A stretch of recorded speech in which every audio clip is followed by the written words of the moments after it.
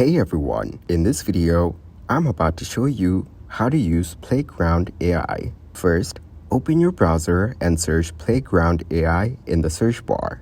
Click on the link Playground AI by playground.com. The Playground website will open and it will provide you with different tools to generate AI art. Scroll down and review all the AI generated art based on different prompts. Click on the Create button in the top right corner to create your AI-generated images. You will see the prompt box at the bottom left side. You have to select the filter that can apply the image. To exclude from the image, click on it and select the option.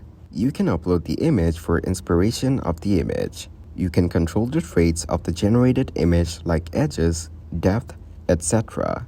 Now add the prompt to generate the image according to the given instructions. Click on the Generate button to generate the image. You will view the image on the right side of the screen. On the right side of the image, there are other options. Scroll down and review all the options. You can make changes to the images using the tools. If you want high quality, click on the High Quality button. You can create more images on this website. Just give a prompt and other instructions. If this tutorial was helpful, please subscribe to our channel and like the video.